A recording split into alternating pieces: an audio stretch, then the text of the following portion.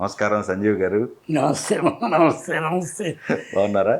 నేను మీరు అనుకోలా, ఎవరో అనుకున్నా. ఓకే, చాలా సంతోషం, చాలా సంతోషం. మాకు కూడా సంతోషంగా ఉంది మిమ్మల్ని కలవటం. ఉమ్. చాలా విషయాలు మనం చర్చించుకోవాలి. అయ్యో, ఒక్కసారి ఫ్లాష్ బ్యాక్ వెళ్ళిపోదాం.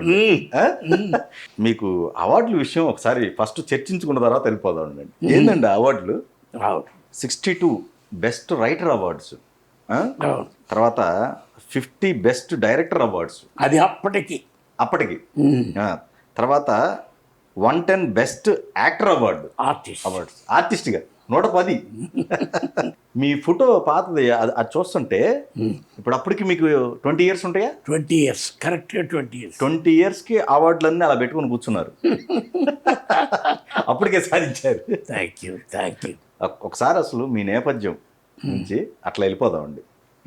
సో పుట్టి పెరిగింది విజయవాడలో పుట్టి పెరిగా. ఓకే. చిన్నతనంలోనే నా భక్త ప్రహ్లాద అని ఒక నాటకంలో ప్రహ్లాదుడి క్యారెక్టర్ వేసా. అక్కడి నుండి సాంఘిక నాటకాలు ఆడాం. ఆ సాంఘిక నాటకాల్లో జన్మ హక్కు, అది డూండి గారి బ్రదరు, డూండి గారు మా చుట్టూ అవుతారు. ఓకే, మేనమా అవుతాడు, గారు అవుతారా? ఓకే. ఆయన వాళ్ళ బ్రదరు నాకు ప్రైజ్ ఇచ్చారు. అక్కడి నుండి ఇంతప్పుడు ఆంధ్ర నాటక కళా పరిషత్తులో బెస్ట్ చైల్డ్ ఆర్టిస్ట్గా వచ్చాను. అది బిఎన్ రెడ్డి గారు చూశారు ఆ నాటకం. Okay, okay. నటనాలయం. అది చూసిన తర్వాత ఆయన అప్పుడు రంగుల రాట్నం చూస్తే ఇస్తున్నారు. ఆ రంగుల రాట్నంలో చిన్నప్పుడు చంద్రమోహన్ క్యారెక్టర్ కానీ నన్ను తీసుకెళ్ళారు. తీసుకెళ్తే అప్పుడు సన్నగా ఉండేవాడిని. దాంట్లోనే వాడు రెగ్యులర్ అది పెట్టి ఇది పెట్టి లాభం. అప్పుడు కాకరాల క్యారెక్టర్ ఇచ్చారు నాకు. కాకరాల క్యారెక్టర్ ఇచ్చారు. రంగుల రాట్నం వాజ్ ది ఫస్ట్ ఫిల్మ్ నాకు, ఫస్ట్ తరంలో. ఆ తర్వాత మళ్ళీ ఆయనే వెళ్ళిపో, బిఏ చదువుకొని రమ్మన్నాడు. వచ్చేసి బిఏ చదువుతూ నాటకాలు రాశాను. పుంఖంగా రాశాను నాటకాలు, నాటికలు. అవి బహుమతులు. ఆ తర్వాత నన్ను నాటకాల్లో మధుసూదన్ రావు గారు చూశారు. ఆయన అంగడి బొమ్మ అనే సినిమాలో క్యారెక్టర్ ఇచ్చారు. అంగడి బొమ్మ ఇచ్చిన తర్వాత అది జరుగుతుండగా నా రచన ఇది చూసి ఆయన రైటర్స్ ఇదిగా డైరెక్టర్స్ రైటర్గా ఉంచుకున్నాడు.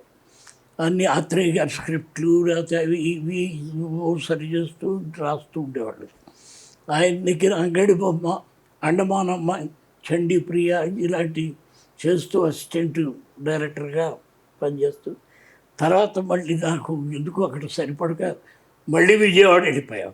మళ్ళీ నాటకాలు పుంఖంగా ఆడి ఆడి ఆడి ఆడి చేస్తుండగా అప్పుడు ఒక ఇలాంటి ఒక పెద్ద మనిషి వచ్చి నాతో కృష్ణరాజుతో సినిమా తీయాలని నాటకం పిక్చర్ రాయించారు. రుద్రభూపతి. అది మెటీరియలైజ్ కాలేదు, కానీ దానికి dialogue writers Paruchuri brothers. Paruchuri బ్రదర్స్తో నన్ను కలిపితే నేను వాళ్ళకి కథ చెప్పాను. వాళ్ళు కథ అంతా విన్నారు. అంతా విని లోపలికి వెళ్ళి మళ్ళీ బయటకు వచ్చి, సినిమాలు సరే కానీ నువ్వు మాతో కలిసి వచ్చేద్దాం అన్నారు. ఆలోచించుకొని చెప్తా అన్నా. వాళ్ళ ప్రొడ్యూసర్, అయ్యో వాళ్ళు ఇక్కడ పెద్ద రైటర్స్, నువ్వు ఎందుకు ఆలోచించుకొని చెప్తారు. అప్పుడు మళ్ళీ వాళ్ళ దగ్గర వాళ్ళతో కలిసి అసోసియేట్గా చాలా సినిమాలు రాశాను. నేను చాలా సంవత్సరాలు అక్కడే ఉండి వాళ్ళతో రాసి అప్పుడు ఫ్యామిలీని షిఫ్ట్ చేయడం జరిగింది. ఆ తర్వాత అలజడి భరద్వాజది, అలజడి సినిమాకి డైలాగ్ రైటర్గా నాది ఫస్ట్ ఫిల్మ్. తమ్మారెడ్డి గారు. అది కానీ మీరు బిఏ చదువుకున్నారు, అప్పటికి అయిపోయిందా? కంప్లీట్ అయిపోయింది. చేసుకున్నారు? ఎస్ ఇవి చేస్తూ చేశారు. చేశాను. ఇంకా పరచూరి గారి దగ్గరకు వచ్చారు. ఇంకా అక్కడ ప్రస్థానం ఇంకా బాగా కంటిన్యూ అవుతుంది. కంటిన్యూ అయిపోయింది. అలజడి అనే సినిమాతో నేను డైలాగ్ రైటర్గా ఫస్ట్ చేసి బయటకు వచ్చాను. బయటకు వచ్చిన తర్వాత చాలా సినిమాలు రాశాను. ఆ తర్వాత అన్న అనే సినిమా నా కథ మన బాబురావు, పోకురు బాబురావు వాళ్ళది. వాళ్ళ సినిమాల్లో చాలా సినిమాలు నేను యాక్ట్ చేశాను. అలాగే రైటర్గా ఉన్నాను. అన్న కథతో రాజశేఖర్ హీరో. అప్పుడు ఆ అన్న జరుగుతుండగా అన్న 100వ రోజు దీనికి యాంకర్ రాలా. అప్పుడు తనికెడు భరణి అనుకుంటా, అతను రాలా. నేను యాంకర్గా అప్పటికప్పుడు అనుకొని ఇక వచ్చిన దాసరి నారాయణరావు గారిని, అలాగే మెగాస్టార్ చిరంజీవిని పొగిడి చేస్తే ఆ మరుసటి రోజునే దాసరి నారాయణరావు గారి దగ్గర నుంచి కబురు నారాయణమూర్తి గారు అప్పటికే ఎర్ర సైన్యం అవన్నీ అయిపోయింది. ఆయన పిలిచి ఒరే రిక్షా అని మొత్తం బాధ్యత నాకు అప్పచెప్పాడు. దానికి కథ మాటలు అవి నేను సమకూర్చి మళ్ళీ ఆయన్ని కలిశాను. ఈలోపు చిరంజీవి గారి నుంచి కబురు వచ్చింది. ఆయనతో బాపినేడు గారితో పిక్చర్ బిగ్ బాస్, దానికి డైలాగ్ రైటర్. ఈ ఒరే రిక్షా అనేది బ్లాక్ బస్టర్ మీకు తెలుసు బాగా. అంటే దాదాపు 200 రోజులు వాడింది. చిరంజీవి నా రిక్షా వెనకబడిపోయింది, ఈ రిక్షా పరుగులు తీసింది అన్నాడు. అట్లా ఒరే రిక్షా అయిన తర్వాత నేను దాసరి గారు తిరుపతి వెళ్తున్నాం. వెళుతూ ఒక కథ అనుకున్నాం. ఆ కథే ఒసే రాముడమ్మ. ఆ కథ అంతా చెప్పడం అనుకున్న తర్వాత దీనికి టైటిల్ అక్క అని పెడదాం అన్నాడు. కాదు, మీరు తీయను అంటే నా దగ్గర టైటిల్ ఉంది అన్న. నేను తీయకపోవడం ఏంటి, టైటిల్ ఉండడం ఏంటి? నిన్న ఒరే రిక్షా తీసి ఒసే రాములమ్మ అని ఎలా తీస్తారు మీరు? బాగోదు అన్న. అంటే ఏం బాగోదు, బ్రహ్మాండంగా ఒసే రాములమ్మ అని ఆయన దానికి ఒసే రాములమ్మ అని పేరు పెట్టి, ఎవరు సౌందర్య అడుగుడు బాగోదండి అన్న. మరేం చేద్దాం అన్నాడు. శాంతి అయితే అప్పటికి మేము భారతనారి అవి చేసున్నాం. ఈ పోకురు బాబురావు గారు నా లైఫ్లో చాలా పెద్ద స్థానం, ఆయనకి చాలా సినిమాలు చేస్తారు. అప్పుడు శాంతి అయితే బాగుంటుంది. నేను శాంతిని డిస్కార్డ్ చేశాను. అయ్యా ఫస్ట్ ఫిలిమ్స్లో ఆ అమ్మాయి ఒప్పుకుంటుందా, నేను ఒప్పిస్తానండి అని శాంతి దగ్గరికి వెళ్ళి చెప్పాను. ఈ అవకాశం కనుకపోతే చాలా నష్టపోతాను, రాబోయే కాలం అంతా నిన్ను రావులమ్మ అంటారు, జాగ్రత్త. అదే ఒసే రాములమ్మ. ఆ ఒసే రాములమ్మ కథ అయింది, మాటలు మళ్ళీ నా పేరు వేశారు, మాటలు. అది విజయయాత్ర మీకు బ్లాక్ బస్టర్ సినిమా కాదు. అట్లా దాదాపు నా నేపథ్యం చెప్పేసా మీకు. సో మెయిన్ ఘట్టాల్లో చర్చించుకుందాం. సో ఇక్కడ మీరు ఎక్కువగా లెఫ్ట్ భావజాలమా మిమ్మల్ని పోకురు బాబురావు గారికి దగ్గర చేయటం అంటే? మేబీ ఎందుకంటే నేను పుట్టిందే ఒక కమ్యూనిస్ట్ ఫ్యామిలీలో. మా నాన్న ఒక కమ్యూనిస్ట్ కార్యకర్త, నేను కమ్యూనిస్టుగా చిన్నప్పటి నుంచి ఉండేవాడిని. నా నాటకాలు, నా నాటికలు అన్నీ ధిక్కార స్వరమే, అన్నీ లెఫ్ట్. ఏదన్నా నాకు ఎన్నో అవార్డ్స్ వచ్చాయి. మరి గవర్నమెంట్ దగ్గర నుంచి అవార్డ్స్ అప్పటికి రాలా. మురళీమోహన్ చూసి ఇదేంటి సంజీవికి గవర్నమెంట్ నుంచి ఏ అవార్డు రాకపోవడానికి కారణం ఏంటి అంటే ఆయనకి సార్ ఎప్పుడు ప్రభుత్వాన్ని తిడతాడు. దట్స్ వై నేను చేసేవాట. అందుకని నా రచన ఈ చరిత్ర ఏ సిరాతో ఇలాంటివన్నీ కౌంటర్ రెవల్యూషన్ మీద, లెఫ్టిస్టు వ్యవహారాల మీదే ఉన్నాయి. పోకూరు బాబురావు గారు పరిచయం ఎట్లా మీకు? ఎట్లా అంటే పోకూరు బాబురావుకి పరుచూరి బ్రదర్స్ ఇది ప్రజాస్వామ్యం అని ఒక సినిమా కృష్ణ రాసుకున్న స్క్రిప్ట్ని ప్రజాస్వామ్యం అని వీళ్ళ డైరెక్షన్లో మొదలుపెట్టారు. ఆయన పోయిన అప్పుడు మీరు చేస్తున్నారు అక్కడ, మన పరుచూరి గారి దగ్గర ఉన్నారు మీరు? ఉన్నారు కదా. ఓకే. దాంట్లో ఆ ప్రజాస్వామ్యంలో నా క్యారెక్టరు అది, ఆ తర్వాత పరుచూరి బ్రదర్స్తో నా సాన్నిహిత్యం ఇదంతా చూసి అప్పుడు బాబురావు తనతో తీసుకెళ్ళి చేశాడు. అతనితో చేస్తుండగా ముఖ్యంగా చెప్పుకోవాల్సింది నారాయణమూర్తి. నారాయణమూర్తి గారు అక్కడికి వస్తూ ఉండేవాడు, నన్ను చూస్తుండేవాడు. నేను మన ఎర్రజెండా అయ్యుండి ఎర్రజెండా దీంట్లో వేగిపోతే ఎలా అంటే తప్పనిసరిగా ఎదురుగాను అని నన్ను హీరోగా పెట్టి దండోరా అనే సినిమా తీశాడు. అప్పటికి కొన్ని ఫ్లాపులు ఉన్నాడు, దండోరా హిట్. ఆ తర్వాత ఇద్దరు కలిసి ఎర్రసైన్, ఆ తర్వాత చాలా సినిమాలు చేశాను, చాలా సినిమాలు రాశాను, యాక్ట్ చేశాను, చేశాను. ఎక్కువ నన్ను చూసిన వాళ్ళంతా ఇదే మీరు అన్నట్లుగా లెఫ్టిస్ట్ అంటారు. అదే. సో నారాయణమూర్తి గారిది కూడా మంచి ప్రయాణం మీ ఇద్దరిది. చాలా వీళ్ళందరికన్నా ఎక్కువ నారాయణమూర్తి గారిది. ఎందుకంటే భావజాలం ఒకటే కదా, అందుచేత ఇద్దరం పోటాడుకొని, ఇద్దరు మాట్లాడుకొని, ఇద్దరు చేసి ఒక స్క్రిప్ట్లు అనుకొని ఆయన స్క్రిప్ట్ ఇచ్చేసి వెళ్ళిపోతే నేను డైలాగులు రాసి అది. సో సుమారుగా ఇప్పుడు ఆయన ఒక 10 సినిమాలు చేశారనుకోండి, 10లో 8 మీవి ఉంటాయి కదా, లేకపోతే 7 వరకన్నా ఉంటారు కదా ఖచ్చితంగా. లాస్ట్ మీరు చేసిన ఫిల్మ్ సార్ ఆయనతో ఊరు మనదిరే అనుకుంటా. అన్ని సక్సెస్ఫుల్గా రన్ అయ్యాయి. నేనున్నంత వరకు ఆయన సినిమాలన్నీ సక్సెస్ అయ్యాయి. తర్వాత వాడు ఫ్లాప్ అయ్యాడు.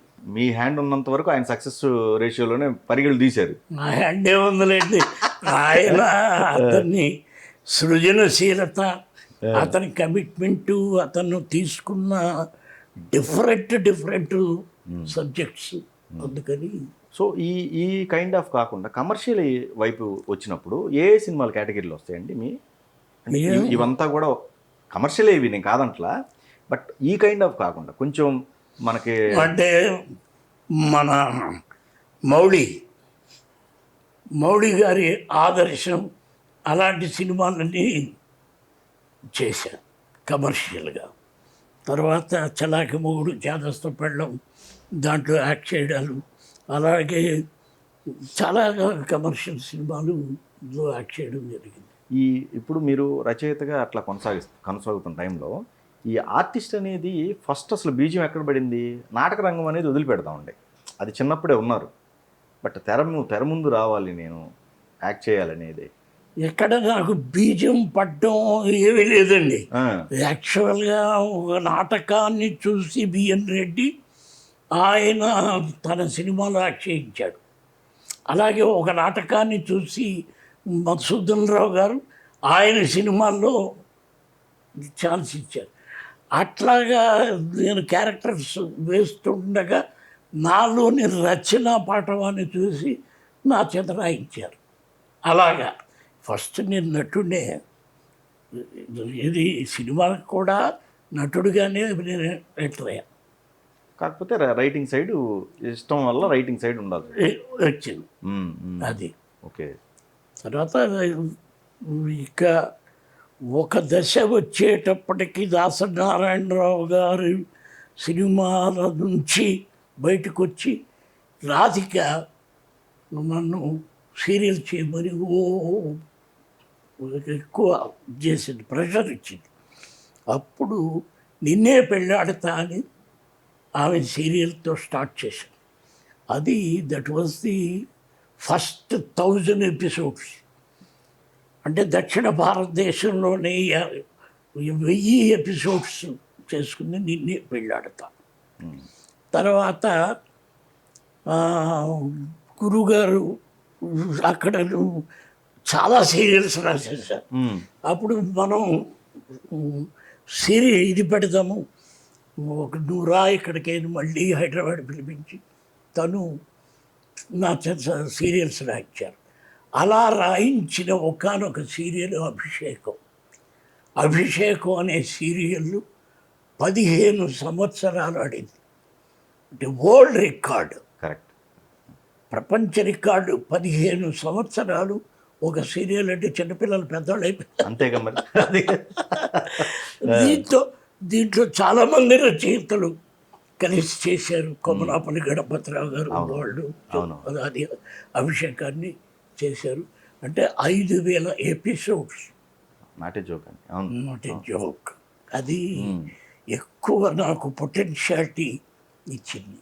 మీనువైల్ నారాయణమూర్తి నన్ను మీరు డైరెక్ట్ చేయాలి, మీరు డైరెక్ట్ చేయాలి, మీరు డైరెక్ట్ చేయాలి అంటే ఎలా చేయాలి? నాకేమో ఇక్కడ దాసరి గారి సినిమాలు అంటే సమ్మక్క సారక్క ఇవన్నీ ఉన్నాయి వరుస పెట్టి ఉంటే మీరు డైరెక్ట్ చేయాలి.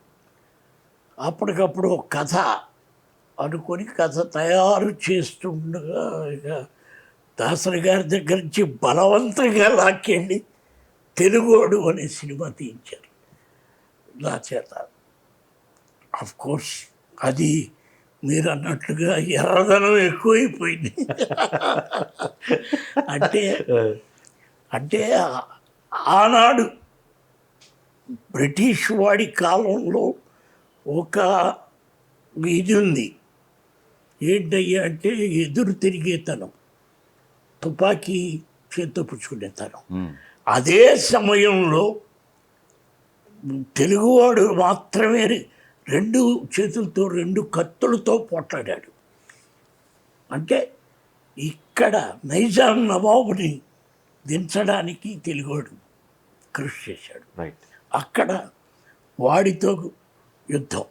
అలాంటి అది తీసుకొని ఆనాడు ఆయుధం పుచ్చుకున్న తెలుగోడికి ఈనాడు కూడా ఆయుధం పుచ్చుకోవలసిన అవసరం ఏమిటి ఆ నేపథ్యంతో తెలుగోడు అనే సినిమా తీశాను.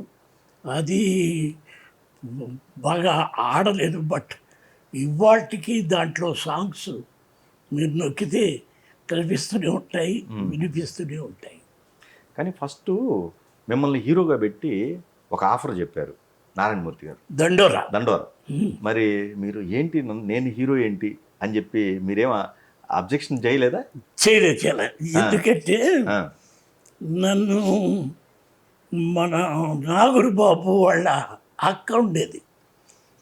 నాగురుబాబు వాళ్ళ అక్క నన్ను ఏంటనే ఇంతమంది ముండా కొడుకులు ఎవరు ముక్కు మోహం లేని వాళ్ళు ఎవడు అందరూ వస్తున్నారు, నిన్ను హీరోగా పెట్టి ఎవరు తీరేంటి, అదేంటి ఇదేంటి అట్లా రోజు షట్టుతూ ఉండేది. అట్లాంటి సమయంలో ఒకానొక రోజు మహానుభావుడు ఆయన వచ్చి నారాయణమూర్తి గారు వచ్చి మీరు నా సినిమా హీరో అండి అన్నాడు. నేను హీరో అని అనుకున్నాను కానీ ఆశ్చర్యపడిపోతాను.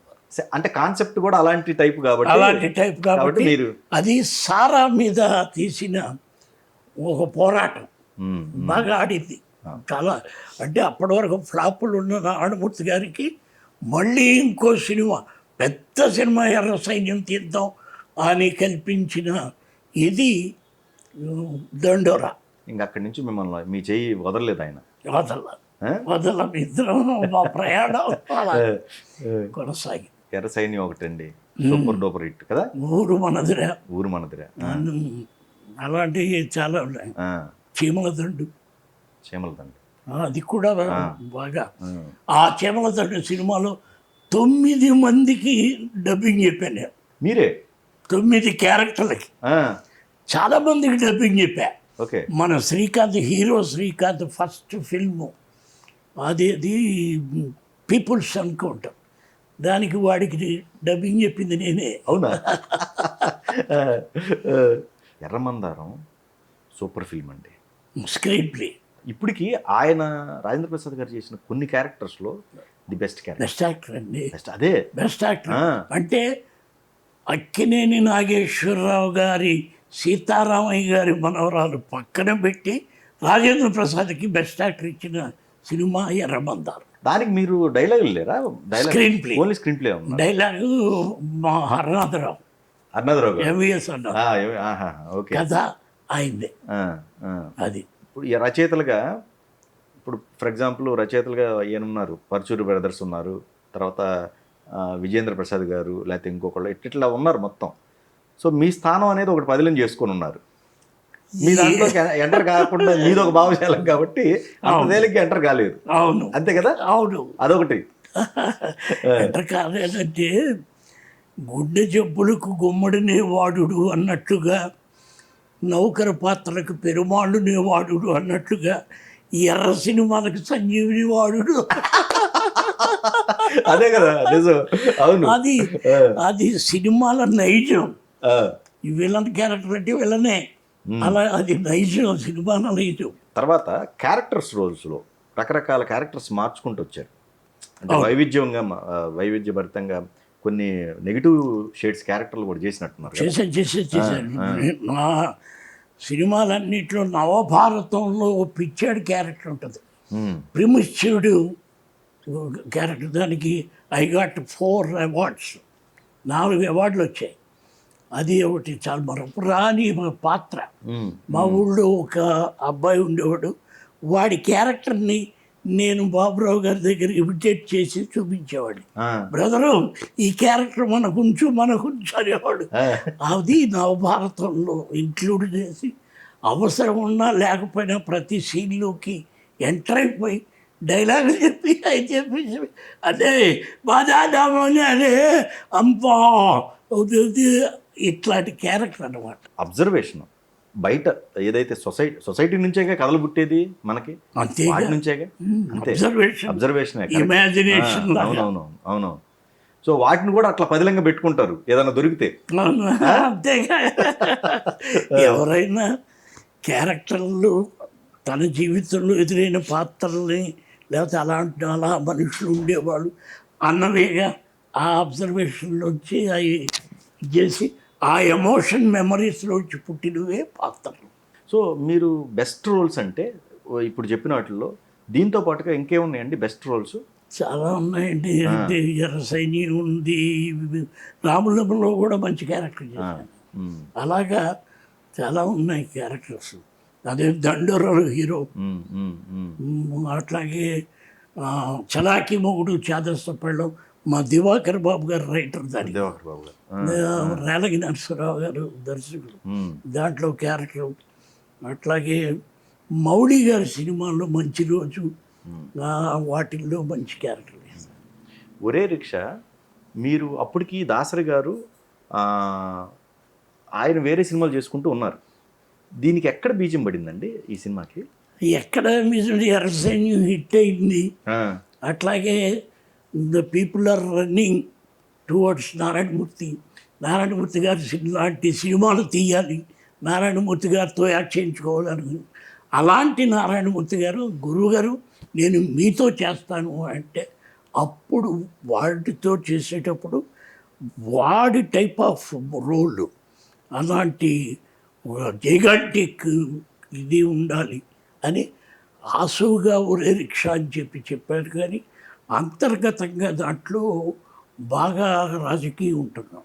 అంటే అప్పుడు క్యాడర్కి లీడర్కి పడిన ఒక పోరాటం, NT Ramarao versus Harikrishna, cadre leader, అది మెయిన్ గుండెగా తీసుకొని ఒరే రిక్షా తయారైంది. ఓకే. అది అలా బీజం పడింది. ఆ సిచ్యువేషన్ ఇలా మలిచారా? ఇలా మలిచాం. ఓకే. అనగానగా ఒక మామూలు రిక్షావాడు, వాడు దేవుడిలాగా పూజించే ఒక నాయకుడు, ఆ నాయకుడు ఒక దశ వచ్చేటప్పటికి మంత్రి అయ్యి వాడు ఈ క్యాడర్ని అందరినీ ఇగ్నోర్ చేసి ఎవడిని ఇది చేయకుండా వాళ్ళని మోసం చేసి వాళ్ళ నెత్తుటి మెట్లు మీద అధికారంలో కూర్చున్న వ్యక్తి ఎలా మోసం చేశాడు, ఆ మోసాన్ని ఇచ్చేసిన వాడు ఈ బాధితుడు తుపాకీ పుచ్చుకొని ఎట్లా వాడి నాయకత్వాన్ని అంతం చేశాడనేది ఉరేక్ష. కానీ ఒసే రాములమ్మ అంత పెద్ద హిట్ అయింది, మీ ఎక్స్పెక్టేషన్స్ ఎక్కడ మిస్ అయినాయి సమ్మక్క సారక్క విషయంలో? ఏమీ మిస్ కాలేదు. సమ్మక్క పర్వాలేదు అనుకుందాం, కానీ అంత ఒసే రాములమ్మ అంత బ్లాక్ బస్టర్ కాదు. అది అయితే ఏమిటంటే సమ్మక్క సారక్క 2 పాత్రలు, ఆ 2 పాత్రలు విభిన్నమైన వ్యక్తిత్వాలు. ఒకటి రెవల్యూషనరీ మోడ్, ఇంకొకటి భక్తి దీంట్లో ఉండే క్యారెక్టర్. రైట్.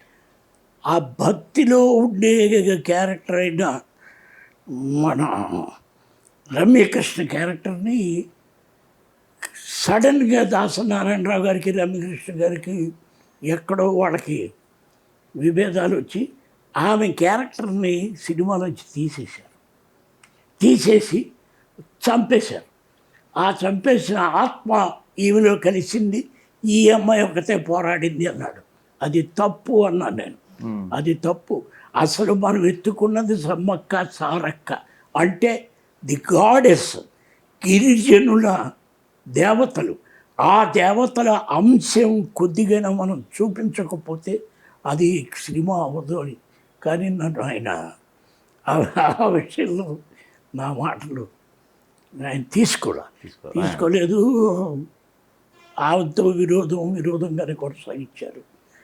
ఆ తర్వాత కాలంలో ఆ అమ్మాయి కోసం రాసిన ఆ భక్తి పారవశ్యం, ఆ భక్తి టచ్ ఉన్న సీన్స్ అన్నీ కట్ చేయబడడం వల్ల ఆ సినిమా అలా హార్ట్ లేకుండా అయిందేమో అని నా ఉద్దేశం.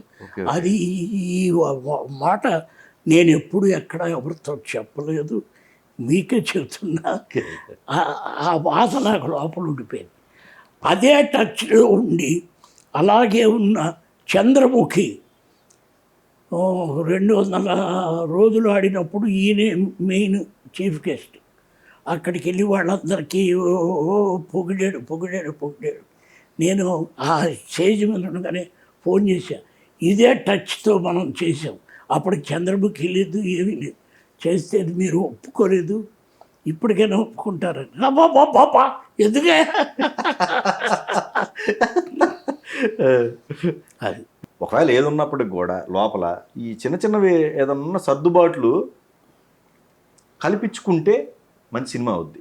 అంతేగా ఆయన ఎన్నో చిన్న అసలు విప్లవకారులు ఇంక్విలాబ్ జిందాబాద్ అంటారా అనే వ్యక్తి అయినా అలాంటి వ్యక్తి శ్రీరామం తీయించాం దగ్గరుండి మేమంతా. ఆయన మార్చి ఇక ఎక్కడికి వెళ్ళినా ఏ దీనికి వెళ్ళినా చర్చిల్లో మా గురించి పూజలు చేసి ప్రార్థనలు చేసేవాళ్ళు, దళితుల గురించి మీరు చేస్తున్న ఇది.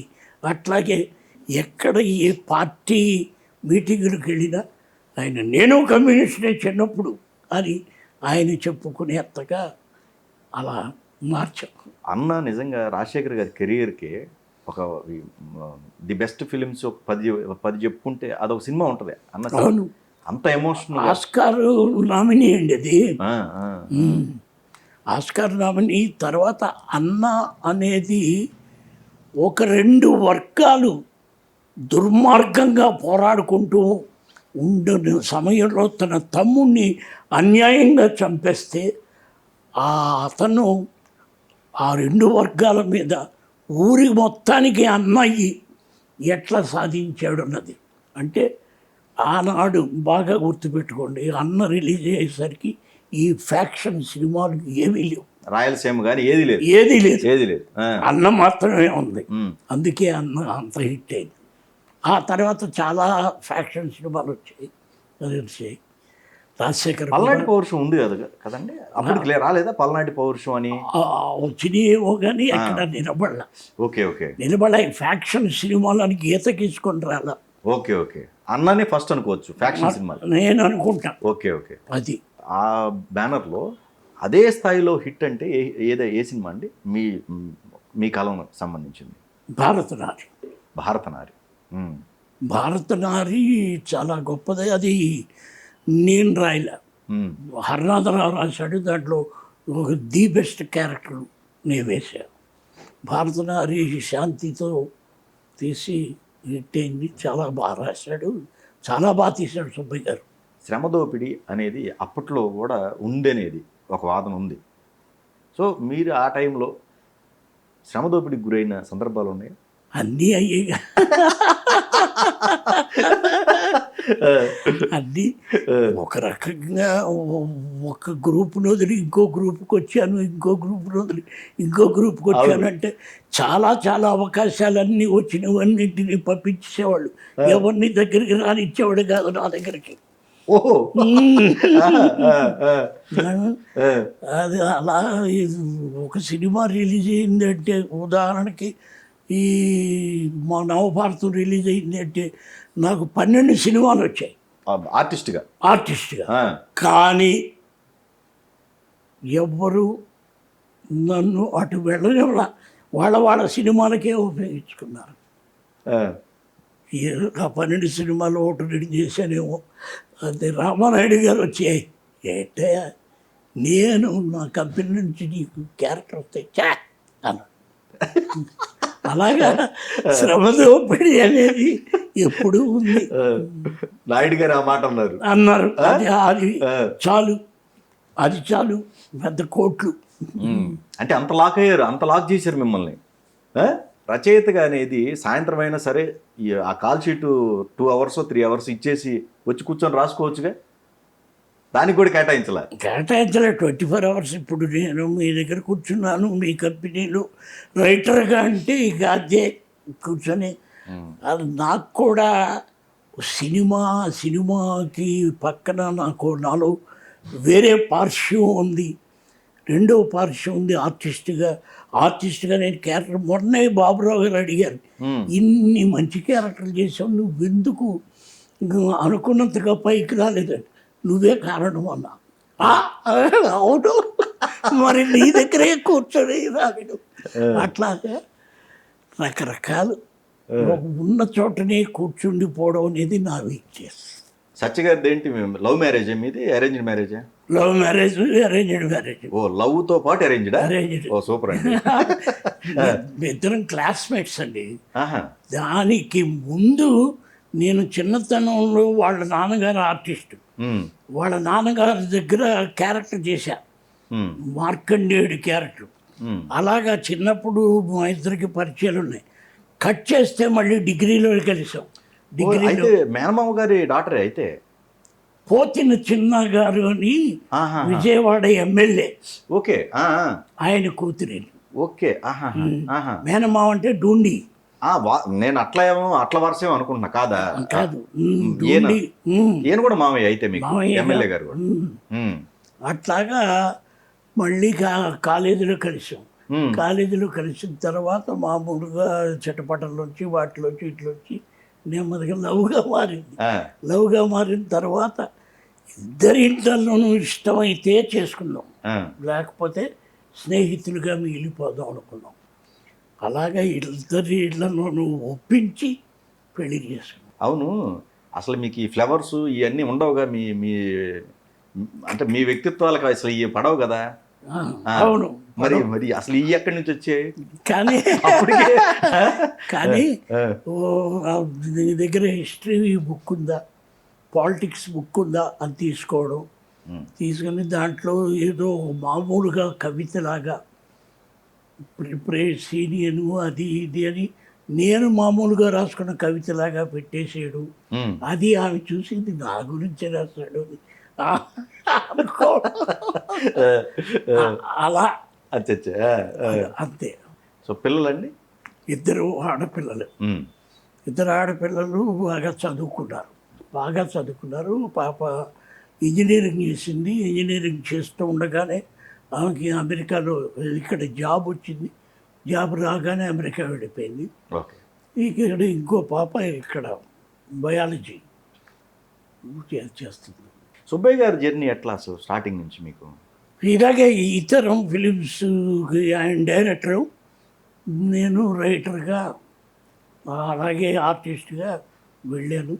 ఆయన నాలో ఉన్న ఒక రైటర్ టింజ్ని గమనించారు.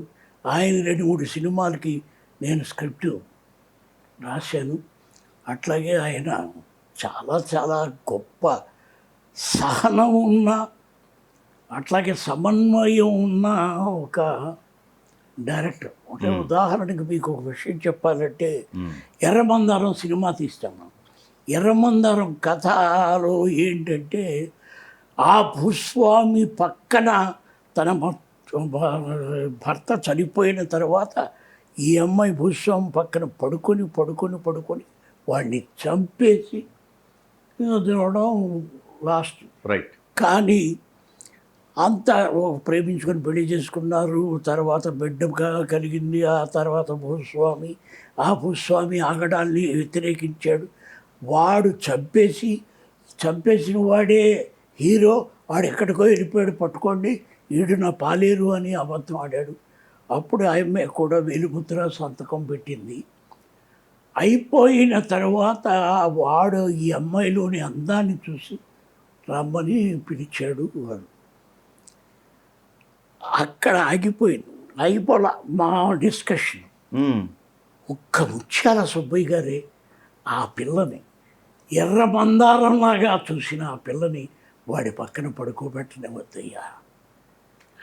సిచ్యుయేషన్ అక్కడ దాకా తీసుకెళ్ళండి, కానీ ఆ పిల్ల అరే పడుకోకపోతే ఎట్లాగా బట్టి కదా అలవాటయ్యి చంపేసింది అని మేము. తర్వాత ఎక్కడో ఒక ఆలోచన, కరెక్టే, అలా చేయకుండా ఉంటే ఏంటి అని అప్పుడు ఈ అమ్మాయి రెడీ అయ్యి వాడు పిలవగానే వెళ్తే ఒకసారి కొడుకు పాము విసిరాడు, ఇంకోసారి గడ్డివాం తాకలు పెట్టాడు, ఇంకోసారి ఎద్దు చచ్చిపోయి, ఇట్లాంటి హడిల్స్ కల్పించిన తర్వాత ఇంకోసారి గొడ్డలన్నీ ఇచ్చాడు. గొడ్డలతో నరికేసింది. మా ఆయన వచ్చి చంపాడండి. నువ్వు అతడితో పడుకుంటావా? నేను చంపాడండి అంటే, అవునండి మా నాన్న వచ్చి చంపాడండి. That is ఎర్రమందారం. ఆ ఎర్రమందారం స్త్రీ పాత్రని కాపాడింది ముత్యాల సుబ్బయ్య అని ఇవాటికి నేను చెప్తాను. ఓకే ఓకే, అర్థమైందిగా మీకు? అవునవునవును. మనమంతా గ్రూప్ అంతానేమో అసలు కథని ఒప్పుకున్నదే. ఆ అమ్మాయి వాడితో పడుకొని చంపేసింది అందరికీ ఒప్పుకున్నాం. కానీ ఆయన దాన్ని వ్యతిరేకించి ఆ అమ్మాయి సౌశల్యాన్ని కాపాడాడు. గ్రేట్. అమ్మాయి చంపేసి ఉంటే అది అవార్డీ మూవీ అయ్యి ఉండేది కాదు. చంపేసింది అవార్డీ మూవీ అయింది, కానీ చెడిపోయి ఉంటే కరెక్ట్. అవును. ఆ చెడిపోకుండా చేయడం వల్ల అది 5 నందులు గెలుచుకుంది, బంగారు. ఔచిత్యం అంటారా? అంతేనా? అంతే, పాత్ర ఔచిత్యం. అంతే కదా, అంతే. అదే సూపర్ కదా, సూపర్. అవును. అది ఇక్కడ ఇంకోటి, మీరు లెఫ్ట్ భావజాలం ఉంది కదా మీకు, అప్పటికి ఇప్పటికి పరిస్థితులు మారాయా ఏమన్నా మీరు గమనించినప్పుడు? అప్పుడు ఉన్న మీరు బాగా దగ్గరగా చూశారు సమాజాన్ని, ఇప్పుడు మార్పులు ఏమైనా వచ్చాయా? బాగుందా? ఏమైనా మారలేదంటారా? మార్పులు వచ్చాయి. మార్పులు అంటే ఎలాంటి మార్పులు వచ్చాయంటే, ఇందిరాగాంధీ ఎంట్రన్స్తో కౌంటర్ రెవల్యూషన్ స్టార్ట్ అయింది. అంటే కమ్యూనిస్టులు ఏం మాటలు మాట్లాడారో, కమ్యూనిస్టులు ఏ పోరాటాలు చేశారో, ఆ పోరాటాలన్నిటినీ ఇందిరాగాంధీ నెరవేర్చేసి, ఆమె యాజిఫ్ అవన్నీ తన పథకాలే అన్నట్లుగా దున్నేవాడిది. భూమి పండించేవాడే ఆసామి అండం, 20 సూత్రాల పథకం, ఇలాంటివన్నీ దాన్ని కౌంటర్ రెవల్యూషన్ అంటారు.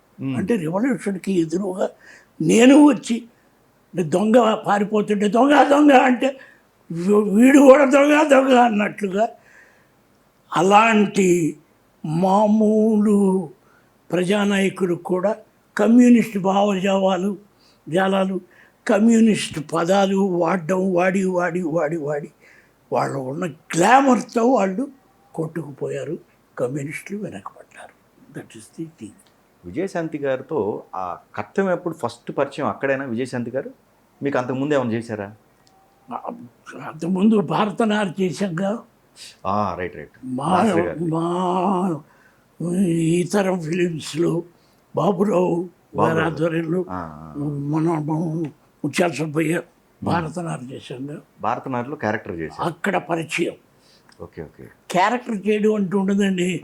ఇక రాతల్లో, కోతల్లో, తీతల్లో, అక్కడ ఇక్కడ ఆపద్ధర్మమా సార్? ఆపద్ధర్మం అంటారు. ఆపద్ధర్మం కాదు, దాన్ని ఏమంటారు, దాన్ని ఇంకేమన్నా గోస్ట్ అంటారు. అలాగా ఆ పక్కనే ఉండిపోవడం. నేను వెళ్తాను బయట, ఉండు ఉండు ఉండు ఉండు, నేనుంటే ఏదైనా ఉపయోగం ఉంటుంది. అలాగా మౌన పోరాటం అంకురార్పణ ఎలా జరిగింది? రామోజీరావు గారు ఆయన పేపర్లో వచ్చిన కటింగు, ఒక బబిత అనే ఒక గిరిజన యువతి, ఆ గిరిజన యువతి జీవిత చరిత్రే మౌన పోరాటం.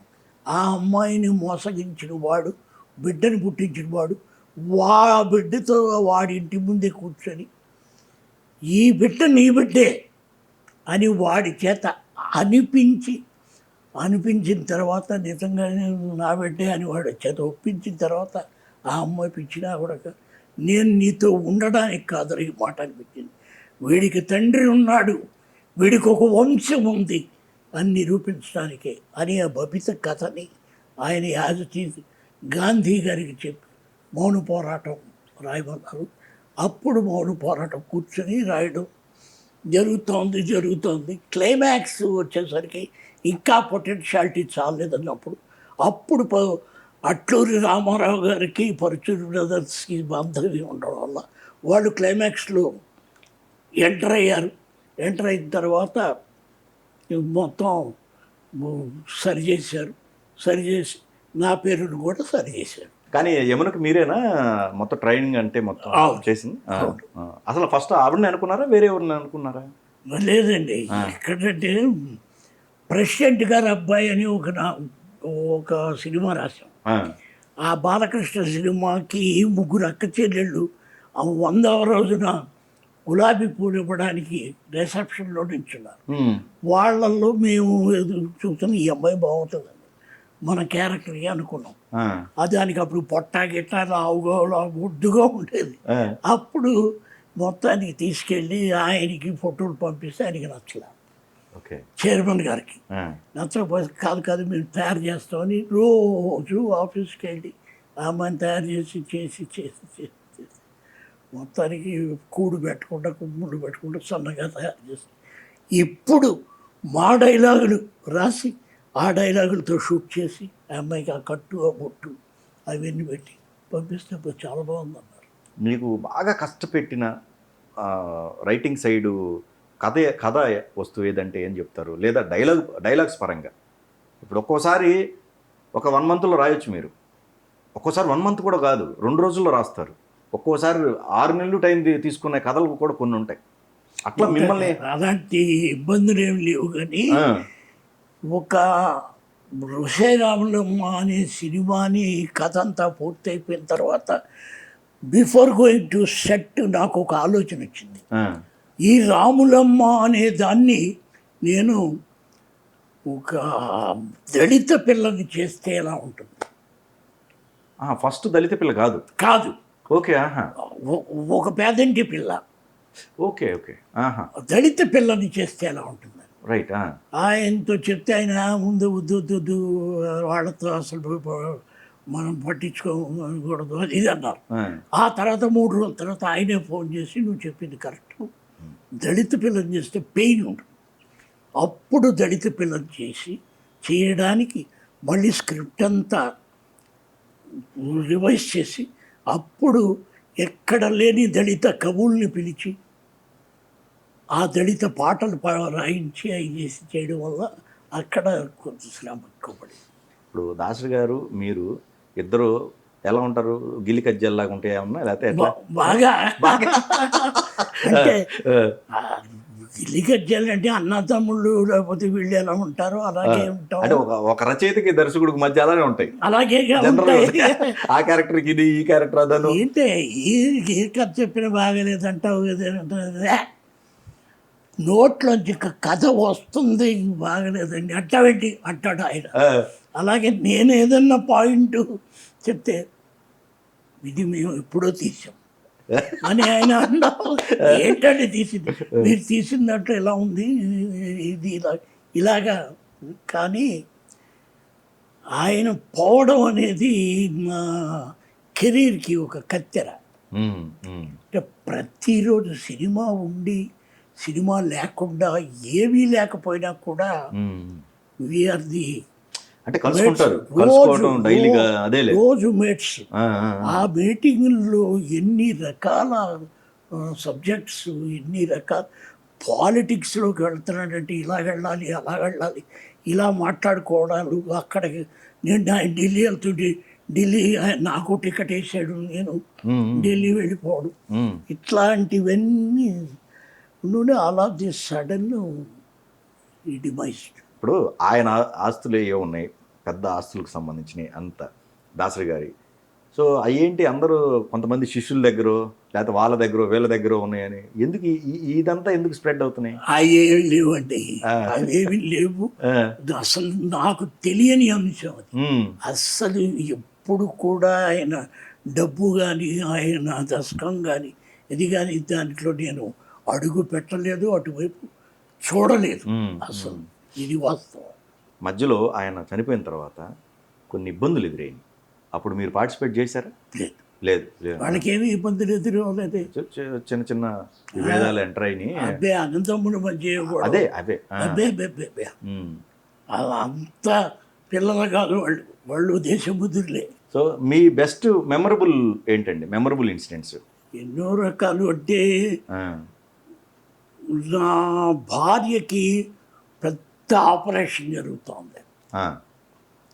6 లీటర్ల బ్లడ్ ఎక్కించాలి. ఓకే. అదే సాయంత్రం నాకు నాటకం ఉంది. నాటకానికి వెళ్ళాలా, ఆపరేషన్ దగ్గర ఉండాలా, నాటకానికి వెళ్ళాలా, ఆపరేషన్ దగ్గర ఉండాలా అని ఆఖరికి నాటకానికే వెళ్ళిపోయాను. వెళ్ళిపోయి నాటకం ఆడి అక్కడే పడిపోయారు. ఎన్ని కప్పులు వచ్చాయి. తిరిగి వచ్చేసరికి ఆయన నాటకానికి వెళ్ళారా, ఆయన పెరుగన్నది తిన్నారా, అది అని ఏమి మెలకువలో కూర్చుని ఏమి మాట్లాడిందంట. ఆ మాట విన్నప్పుడు శరీరం గగురు పుడిచింది. అది ఒక మెమరీగా. ఏం సార్ మామూలు విషయం అది. ఒక పక్కన భార్యకి అలా జరుగుతుంటే మీరు వెళ్ళిపోవటం, పైగా ఆవిడ అర్థం చేసుకోవడమే ఇంకా గొప్ప విషయం. అది ఎండ్ క్లిక్ అదే ప్రయాణం, మా ప్రయాణానికి. అలాంటివి ఎన్నో. పిల్లలు కూడా మీకు సపోర్టు బాగా బాగా సపోర్ట్. అంటే ఇది సపోర్ట్ చేస్తున్నామని కూడా వాళ్ళకి తెలియదు. అంటే చిన్నతనం, వాళ్ళ పసితనం నుంచి నేను నాటకాలు ఆడుతూనే ఉన్నాను. ఇప్పుడు నా పెళ్లి కాకముందు నుంచి నాటకాలు ఆడుతూనే ఉన్నాను. కాబట్టి వాళ్ళకి ఇది సెకండ్ నేచర్ అనుకున్నారే తప్ప ఇదే నెవర్ ఎప్పుడు ప్రశ్నించలేదు లేదా అడగలేదు. ఏమి లేదు. ఫైనాన్షియల్ ఇబ్బందులు ఏమైనా ఎదురైనాయండి? ఏమీ లేదు, ఏమీ లేదు. నేను సినిమా తీశాను, ఫ్లాప్ అయింది. ఆయన దాని డబ్బులు దానికి వచ్చేలాగా అమ్మాను. ఆ తర్వాత కొత్త ఏదో మోసాలు జరిగిన తర్వాత ఇల్లు అమ్మేద్దామా అనే ఆలోచనలో ఉన్న అలాంటి సమయంలో దాసనారాయణ గారు మళ్ళీ పిలిచి, నువ్వు నాకు సినిమాలు రాయి, నీ ఇల్లు అమ్మనివ్వడం అని చేతిలో చేసాడు. అంతే, అలా కొనసాగిపోయింది. మోసం ఎక్కడ జరిగిందండి మీకు? అది చెప్పకూడని మోసం. ఓకే. నేను అసలు అది మర్చిపోయాను కూడా. బాగా నమ్మిన వాళ్ళే. ఎంత సుమారు ఉంటుందండి అమౌంట్? ₹1 కోటి. Year sir? 98 అనుకుంటా. 98 కోట్ల రూపాయలు అంటే ఇప్పుడు ఈజీగా 10 కోట్లు 20 కోట్ల పైనే ఉంటుంది. అది ఉంటుందిగా. Okay okay. మీరు అసలు యాక్చువల్గా ఇలా యాంకర్గా చేయడం కన్నా పోలీస్ డిపార్ట్మెంట్లో ఉంటే అంటే ఒక మనిషి లోపలి అంతరాంతరాల్లోంచి ఎట్లా లాగాలని ప్రయత్నిస్తారు. సో డిపార్ట్మెంట్లో ఉండాల్సింది. ఏం లేదు, సాధక బాధకాలు అంతే. ఏం లేదు. నిజంగా పెద్ద అమౌంట్ అండి, నిజంగా పెద్ద అమౌంట్. ఇదే హెడ్డింగ్ రేపు పొద్దున. అంతే. పోనీ కాదు, మోసపోయిన సంజీవి పేరు కూడా చెప్పలేని దీంట్లో దీనమైన పరిస్థితుల్లో సంజీవి. అంత ఎక్స్పీరియన్స్ ఉంచుకొని కూడా మీరు ఎక్కడో ఏమరపాటు మీది. ఏమరపాటే మనకు ఎక్స్పీరియన్స్ అనేది సార్. మనకు కనిపించని ప్రపంచం చాలా ఉంది సార్. యోగులైనా మహారుషులైనా ఎవరైనా వాళ్ళకి కనిపించిన ప్రపంచం ఇంకా ఉంటుంది. ఖచ్చితంగా, నో డౌట్, నో డౌట్. అవునవును. ఎక్కడో అలా జరిగిపోతాయి. సినిమా ప్రొడక్షన్లో దిగి సినిమా చేయాలనే ఆలోచన ఎందుకు కలిగింది? నారాయణమూర్తి గారు నన్ను బాగా ప్రోత్సహించారు. సినిమా తీసుకోండి అంటే అప్పుడు నా చుట్టూ ఫైనాన్సర్స్ తిరిగేవాళ్ళు. ఓకే, ఈ రాములమ్మ ఇది దీని వెనక వెన్నెముక వీడే అని గమనించి, నువ్వు సినిమా తీసుకొని ఇష్టం డబ్బులు తీతుకు ఎంత కావాలంటే అంత ఇట్లాగా ఫైనాన్స్ వాళ్ళు ఫైనాన్స్ ఇస్తూ ఉంటున్నారు కదా, ఎందుకు మీరు మామూలు నాటకాలు డైరెక్ట్ చేస్తారు, నాటకాలు రాస్తారు, నాటకాలు ఇవన్నీ ఉంది కదా, కాబట్టి సినిమా తీయండి, డైరెక్ట్ చేయండి అని నారాయణమూర్తి గారు ఎంకరేజ్ చేశారు. ఓకే. ఆయన నయా పైసా తీసుకున్నారు, ఒక పైసా కూడా. నారాయణమూర్తి గారు. ఓకే. ఎక్కడ మీ అంచనాలు ఇదైనాయి సార్ ఆ సినిమా అప్పుడు? ఏం లేదు సార్, అది రిలీజ్ డేట్ తప్పు మీరు పెట్టుకున్నది. ఏం కాదు, మయూరి వాళ్ళు ఈ ఉషా కిరణ్ వాళ్ళకి డిస్ట్రిబ్యూషన్ ఇచ్చారా? వాళ్ళకి డిస్ట్రిబ్యూషన్ ఇచ్చాం. వాళ్ళు రిలీజ్ డేట్ ముందు ఇలాంటి సినిమాలు 2-3 చేశారు. అంటే తమ్మారెడ్డి భరద్వాజ, స్వర్ణక్క, ఇంకోటి ఏదో చేస్తూ వాటితో పాటు చేశాడు. అప్పటికే నారాయణమూర్తి గారు కొన్ని ఫ్లాపుల్లో ఉండడం వల్ల, అట్లాగే నా సినిమాలో ఎక్కువ కమ్యూనిస్ట్ జెండాలు, ఎర్ర జెండాలు అవి కనిపించడం వల్ల పీపుల్ దాన్ని అంతగా భరించలేకపోయారు. విజయేంద్ర ప్రసాద్ గారితో మీ ప్రయాణం ఎలా ఉంటుంది ఫస్ట్ నుంచి? ఏమీ లేదు, ఆయన ఎప్పుడైనా కనిపిస్తే ఎలా ఉన్నారంటే ఎలా ఉన్నారు. ఏదైనా ఈ కథ వినండి దానికి కథ వినిపించడాలు అంతే తప్పితే ఎక్కువ మాకు ఇది లేదు. ఆయన డైరెక్ట్ చేసిన సినిమాలో క్యారెక్టర్ ఇచ్చాడు, అలా ఉంటాయి అంతే. సో ఇప్పటి వరకు మనం దర్శకులు, నిర్మాతలు వాళ్ళ గురించి మాట్లాడుకున్నాం. మీకు ఆర్టిస్టుల్లో, నటీనటుల్లో ఎవరు బాగా క్లోజ్గా ఉండేవాళ్ళు మీతోటి? ఎవరు చెప్పరు, నేను చేసిన ఆర్టిస్టులు అందరూ నాతో బాగా దగ్గర. రాజశేఖరు అన్న హిట్ ఇచ్చారు కాబట్టి అట్లాగే శాంతి, విజయశాంతి గారు, శాంతి, రాములమ్మ, తర్వాత రౌడీ దర్బారు, ఇలాంటి సినిమాలు, అడవి చొక్క, ఇవన్నీ రాశాను కాబట్టి దగ్గరగా ఉంటుంది. అలాగే నాతో యాక్ట్ చేసిన అందరూ దగ్గరగానే ఉంటారు. సో రౌడీ దర్బారు మీ అంచనాలు ఎక్కడ మిస్ అయినాయి? రౌడీ దర్బారు జరుగుతుండగా ఒక ఫస్ట్ హాఫ్ అయ్యేసరికి నారాయణమూర్తి గారు ఎంటర్ అయిపోయి, ఈయన నాకు ఫలానా 5వ తారీఖుకి పంపిస్తా అన్నారు, ఈయన సినిమాకి నేను యాక్ట్ చేయాలి, పంపిస్తారా పంపించరా అని కూర్చున్నారు తిరుపతి దగ్గర. అప్పుడు దాసనారాయణరావు గారు ఇక విధి లేని పరిస్థితులు, వెళ్ళి సినిమా తీసుకోండి అని శాపం లాంటి వారం పంపించారు. అక్కడ దెబ్బతిందండి రౌడీ దర్బార్ అనేది. రౌడీ మేము ఎత్తుకున్నదేమో ఒక రకమైన మాతంగి కథ. ఆ మాతంగి రౌడీ ఎలా అయింది, దర్బార్ ఎలా ఏర్పాటు చేసి ఆ ప్రయాణం అట్లా కొనసాగాల్సింది. ఆ సెకండ్ హాఫ్ వచ్చేసరికి గుడిసెల్లో కదా గుర్రం ఎక్కింది అన్నారు. ఆమె గుర్రం ఎక్కడాలు అవి అది కాదు. రౌడీ దర్బార్కి నేను అనుకున్న అంచనాలు వేరు, అక్కడ తీయబడ్డ సినిమా వేరు. అది ఓకే. అంటే అప్పటికే స్క్రీన్ ప్లే మొత్తం అవ్వలేదా? అవలా, పేపర్ వర్క్ అవలా. అప్పటికి మేము బాగా విజయోత్సాహంతో ఉన్నాం కదా రాములమ్మ. Correct correct. అసలు అంతకుముందు కని విరిగి ఎరగని చరిత్ర. రౌడీ దర్బార్ అని ఒక టైటిల్ అనౌన్స్ చేశాడు. వెంటనే ఆయనకి కోట్లు అడ్వాన్స్లు వచ్చేసాయి. ఇక ఆయన ఏం చేస్తున్నాడు ఏం చేస్తున్నాడు అనేది మనం కూర్చొని ఒకసారి ఇది ఆపేసి మాట్లాడుకుందాం అని అన్నంత గ్యాప్ లేదు మాకు. Okay okay. అప్పటికప్పుడు ఒక కథ అనుకొని ఇలాంటి ప్లాట్ఫామ్ మీద నుంచి బయలుదేరిన ఒక పేదింటి రాని కథ అనుకొని ఎక్కడికి చేరింది అన్నది మాత్రం లేదు. మీ శిష్యులు ఎవరు సార్? ఎవరున్నారు? ఎంతమంది తయారయ్యారు మీ శిష్యులు? అస్సలు నాకు ఎవరైనా ఉంటే కామ్రేడ్స్ ఉంటారు, సహచరులు ఉంటారు, కానీ ఈ శిష్యుడు గురువు అనే పదాలకి నేను వ్యతిరేకం. అసలు ఎవడికి శిష్యుడు అండి? అందరూ ఒకటి మించిన ఒకడు ముదిరిపోయిన వాళ్ళు. ఆ తర్వాతే నా దగ్గరికి వస్తారు, నా తర్వాతే కలుస్తాం, మాట్లాడుకుంటాం. నేను ఒకటి మాట్లాడుతుంటే మీరు ఒకటి ఆలోచిస్తూ ఉంటారుగా. ఇప్పుడు అలాగే ఉంటారు. దీంట్లో శిష్యుడేంటి? ఇదేనా గురుకులమా? కాదే. అంటే ఇప్పుడు ఒక ఎక్స్పీరియన్స్ కొద్దీ గోస్ట్ రైటర్లు ఉన్నాయి కదా, గోస్ట్ రైటర్లు అనేవి అది అనేక మంది ఉన్నారు సార్. నేనేం చెప్పలేను. సక్సెస్ అయ్యారు. సక్సెస్ అయ్యారు, బాగా ఉన్నారు, బాగా సక్సెస్ అయ్యారు. బాగా సక్సెస్ అయ్యారు. చెప్పుకుంటున్నారు పోనీ మీ పేరు గురుగారు అంటారు తర్వాత కనిపించేటప్పుడు.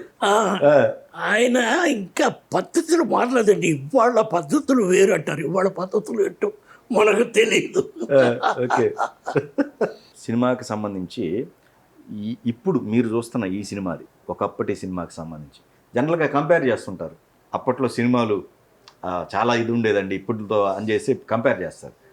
బట్ ఎప్పుడుదప్పుడే సినిమా అనేది. బట్ మీకేమన్నా అనిపిస్తుందా కంపేర్ చేసుకుంటే? ఇప్పుడు సినిమాలే బాగున్నాయండి అప్పటితో కంపేర్ చేస్తే. అప్పటితో కంపేర్ చేస్తే ఇంత కథని కూడా ఇంతలో ఎలా చెప్పేయచ్చో ఇప్పుడు చాలా క్రిస్పీగా, చాలా షార్ప్గా చెప్తున్నారండి. చాలా బాగుంటుంది సినిమాలు. అయితే మరీ ఫాగీగా తీస్తున్నారు, మరీ చీకట్లు తీస్తున్నారు, అవి నాకు నచ్చవు. కానీ సినిమాలు బాగుంటాయి. అప్పట్లో కథ ఇంత కథ చెప్పామనుకోండి, ఇంత కథ అక్కర్లేదు సినిమాకి, ఎందుకు అంత ఆలోచిస్తావు అని అనేవారు. కాదు, అంత కథ కూడా కావాలి, కానీ అది ఇంతలోనే చెప్పాలి, ఎప్పుడు ఏది చెప్పాలి అనేది వాళ్ళ డైరెక్టర్లకి చాలా బాగా చేస్తున్నారు. అది నా అభిప్రాయం. త్రేతాజ్ఞ అనే బుక్ రాయటానికి కారణం ఏంటి? కారణం ఏమీ లేదండి. ఏంటంటే ఇలా నేను టీవీ రంగంలోకి వచ్చేసాను. నేను రాసిన ఒక సీరియల్ 15 సంవత్సరాలు ఆడింది. నేను రాసిన దానికి బెస్ట్ నందిలు వచ్చాయి. ఇట్లాగా ఎన్నో కథలు ఎన్నో రాశాను. ఒకటి ఈ ఆస్పెక్ట్ ఎవరితో చెప్పాలి. అలాగే నేను రాసిన సినిమాలు బ్లాక్ బస్టర్స్ అయ్యాయి. చాలా చాలా వైవిధ్యంతో కూడిన కథలు ఉన్నాయి. అట్లాగే ఒక రాజశేఖర్ కానీ, ఒక పేరేంటి విజయశాంతి కానీ, వాళ్ళు ఊహించని రీతిలో వాళ్ళ పాత్రని మలచడం, ఇది ఎవరితో చెప్పుకోవాలి నేను. అట్లాగే దీని దగ్గరికి వచ్చేసరికి, నాటక రంగం దగ్గరికి వచ్చేసరికి, ఇవాళకి సినిమా రంగంలోకి వచ్చి నాటకాన్ని మర్చిపోయిన వాళ్ళు ఉన్నారు. నాటకాలు ఎప్పుడూ రాయలా. నేను ఇవాటికి రాస్తూనే ఉన్నా. నేను ఇవాళ రాసిన నాటక రాత్రి చెప్పానుగా, అక్కడ పరుచూరి బ్రదర్స్ దాంట్లో ఉత్తమ ప్రదర్శన బహుమతులు గెలుచుకుంది. అది చాలు ఒక అభిప్రాయానికి. ఇన్నిటినీ కూడా సమన్యాయం చేయడం, ఇవి సమన్యాయం చేస్తూ నేను నా రిపర్టరీ అనే ఒక స్కూల్ ఉండేది, యాక్టింగ్ స్కూల్. అది ఏఆర్ కృష్ణ గారి స్కూల్. దాంట్లో నేను నేర్చుకున్న అనుభవాలు అవన్నీ కలిపి త్రేతాగ్నిలో ఉంటాయి. వీలైతే ఆ బుక్కు చదవండి. చదివితే నా తపనేంటో అర్థం. తన కోపమే తన శత్రువు అంటారు. సరే, మీకు ఇప్పుడు మరి ముక్కు మీద కోపం ఉంటుంది. మరి అలాంటప్పుడు ఆ కోపం మీకు శత్రువు అయిన సందర్భం ఉందా? ఏలే నాకు కోపం వచ్చినప్పుడు నేను వాళ్ళని అవాయిడ్ చేసుకుంటూ వెళ్ళిపోయాను. ఉమ్, అవాయిడ్ చేసుకుంటూ వెళ్ళిపోయాను. మీ మీద కోపం వస్తే మీ సినిమాలు రాయడం మానేశారు. ఉమ్, ఇక మిమ్మల్ని కలవడం అది లేదు. అలాగా అంతే తప్పితే ఎవరి మీద కోపం నేను కోపించుకొని అసలు కొన్ని సోషల్ మీడియా చూస్తూ ఉంటే మనం ఎందుకు పనికొస్తాం? ఉమ్, మనం మాట్లాడుకునే మాటలు చెప్పగా ఉంటాయి. వాడు అలాంటి వాడు, వీడు ఇలాంటి వాడు, వీడు ఫలానా అమ్మాయిని, వీడు ఫలానా అబ్బాయిని, ఎంత నీచంగా ఉన్నాయంటే అవి కోపం తెచ్చుకునేవి కావు. అవి చేసుకునే వాళ్ళ వ్యక్తిత్వాలకు సంబంధించి, వాళ్ళ విజ్ఞతకి సంబంధించింది అంతే. కానీ నిజంగా గ్రేట్ అండి. దాసరి గారు 2 సందర్భాల్లో నిజంగా గ్రేట్. మీకు అంటే ఆల్మోస్ట్ కింద పడిపోతున్న టైంలో అట్లా చేయబట్టుకొని హ్యాండ్ పట్టుకొని నేనున్నాను. బాగా చెప్పారు, ఆ? బాగా చెప్పారు. అదే ఆ. నువ్వు ఇల్లు అమ్ముతావా? అలాగైతే నేను నా ఇల్లుని ఎన్నిసార్లు అమ్మాలి? ఎన్నిసార్లు నేను పాలకొల్లు వెళ్ళిపోవాలి? ఇచ్చాడా? ఉండు రాయి, ఉమ్, అయితే నా ఇల్లు అమ్మకుండా చేస్తావా అని నేను చేయి చాపితే ఆ చేతిలో చెయ్యేసినందుకు ఆ ఇల్లు అమ్మకుండా, అది నిన్న మొన్న 3 కోట్ల రూపాయలకి ఆ ఇల్లు అమ్మాను నేను, చెన్నైలో ఉండేది. మరి చూడండి. ఆ. మరి చూడండి, అది అతనిదయ్యే కదా. అంతేగా మరి అంతే. ఆ. అది అది ఉండాలి. అది ఎప్పుడు కూడా ఆ పాత రోజుల్లో ఆ కృతజ్ఞత కూడా ఉండాలి, నాకు కూడా ఉండాలి. ఖచ్చితంగా. Okay sir, thank you so much sir. Channel వాళ్ళందరికీ, ప్రేక్షకులు అందరికీ కృతజ్ఞతాభివందనాలు. నమస్సుమాంజలి. సంజీవి.